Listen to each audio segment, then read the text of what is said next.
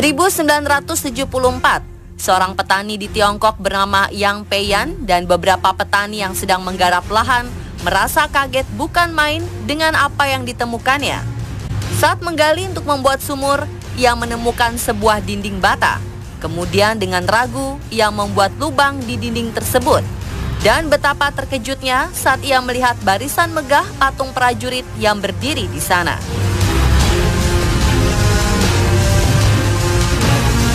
Patung-patung tentara ini sedemikian hidup, masing-masing menampilkan sinar mata yang garang, dipadukan dengan cahaya matahari yang menembus lubang, sehingga menjadikan pemandangan itu begitu sempurna. Namun karena ketakutan, Yang Peiyan dan petani lainnya langsung cepat-cepat menutup kembali lubang tersebut dan melaporkannya ke Departemen Arkeologi setempat. Para arkeolog awalnya mengira apa yang dilaporkan sang petani hanya bualan belaka. Namun saat seorang arkeolog dikirim untuk membuktikan kebenarannya, betapa terkejutnya sang arkeolog mendapati apa yang dikatakan petani itu benar-benar nyata. Ia mendapati pemandangan menakjubkan, satu baris tentara yang lengkap. Saat melihatnya, seakan suara memekakan telinga dari teriakan perang, dan pasir yang berputar kencang seputar adegan perang zaman dinasti Cina kuno seolah terbayang jelas di depan matanya. Lokasi patung-patung tentara terakota ini tak jauh dari makam Kaisar Tiongkok pertama, Qin Shi Huang alias Shi Huangdi. Setelah 1949, para arkeolog Tiongkok mulai menjajaki pemakaman Kaisar Qin Shi Huang dan menemukan dua lubang pencurian yang bergaris tengah 90 cm dengan kedalaman 9 meter, hanya 250 meter dari pusat pemakaman. Jadi, bisa dikatakan pencuri gagal memasuki istana bawah tanah. Sejak ditemukan oleh beberapa petani lokal di wilayah Xi'an, Provinsi Shanxi, Cina pada 1974 silam, proses penggalian ini pun dimulai. Setelah melakukan penggalian, para arkeolog tak menyangka bahwa mereka menemukan lebih dari 8.000 patung tentara prajurit, sekitar 130 kereta perang beserta 520 kudanya, serta 150 pasukan berkuda dengan posisi siap berperang yang terdapat di 3 terowongan utama makam. Sungguh merupakan pemandangan yang menakjubkan, dan ternyata ini baru 1% saja dari keseluruhan bagian makam Kaisar Qin yang telah digali. Penemuan pasukan ini merupakan keajaiban seni budaya Tionghoa dari zaman 210 sebelum Masehi.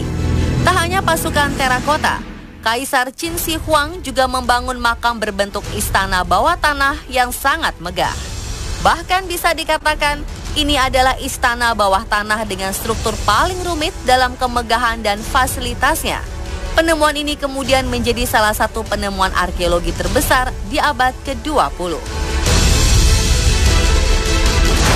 Proses penggalian pun terus berlanjut hingga sekarang. Selain 8.000 patung prajurit utuh, sebagian patung lain yang ditemukan dalam bentuk yang tak lagi utuh atau berupa kepingan, sehingga dibutuhkan proses penyusunan kembali atau restorasi untuk mengembalikan kepingan-kepingan terakota menjadi sebuah bentuk patung yang utuh. Para arkeolog memperkirakan masih banyak patung dan artefak-artefak lainnya yang masih terpendam dan belum terkuak. Mereka juga belum dapat memastikan berapa jumlah angka-angka penemuan ini akan terus bertambah.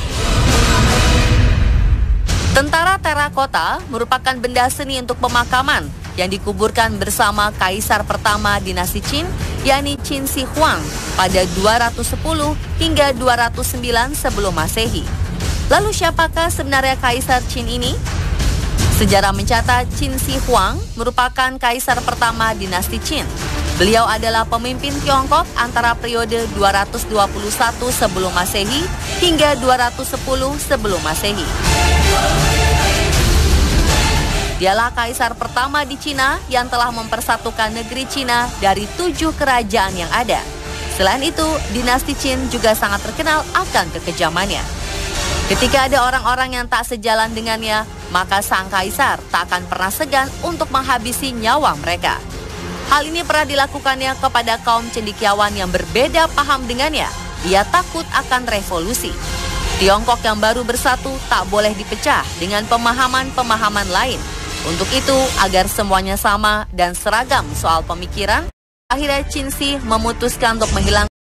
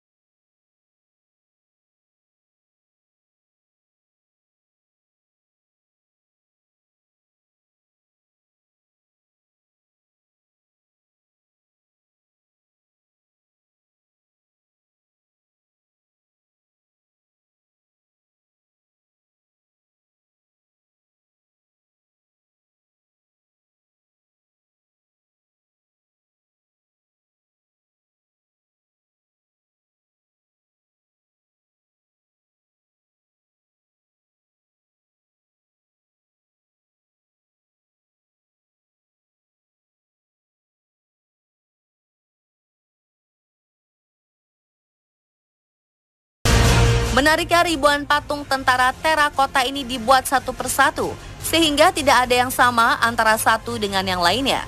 Baik itu bentuk pakaian, mimik wajah, model rambut, hingga persenjataan yang mereka bawa. Semuanya begitu detail, bahkan bentuk wajah hewan kuda sekalipun.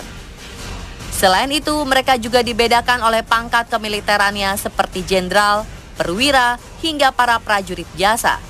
Patung prajurit yang memiliki ukuran tubuh paling tinggi ialah yang berpangkat jenderal. Secara umum, tinggi rata-rata patung dalam pasukan 1,8 meter, yang tertinggi 2 meter, dan yang terpendek 1,72 meter.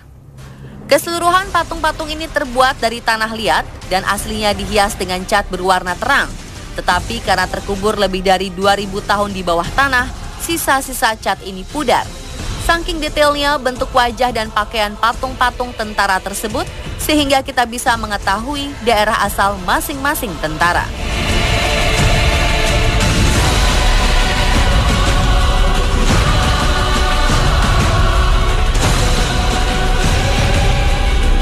Yang lebih menakjubkan lagi, menurut sejarawan Sema Qian, pembangunan makam agung ini merupakan perintah dari Kaisar Qin Shi Huang sendiri. Perintah ini sudah ada sejak ia diangkat menjadi kaisar di usia 13 tahun pada 246 sebelum Masehi. Dengan mempekerjakan kurang lebih 700.000 pekerja, Kaisar Qin memerintahkan untuk membangun pemakaman dirinya kelak di kaki gunung Lisan.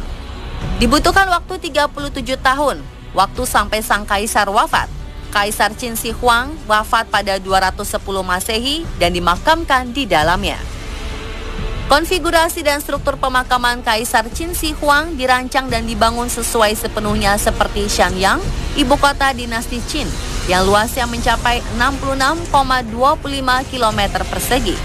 Perancangan pemakaman ini mencerminkan sepenuhnya kekuasaan dan kewibawaan mutlak sang kaisar.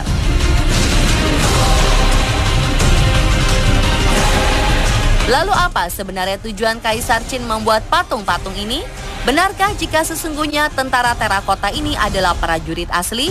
Jangan lewatkan kelanjutan ceritanya dalam kisah misterius pasukan tentara terakota bagian kedua besok malam hanya di On The Spot.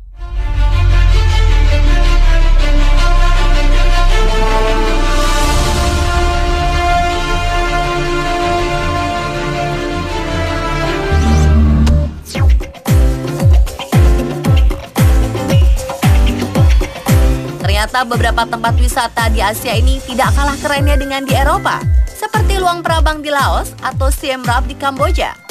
Saksikan informasinya sesaat lagi ya, stay tune!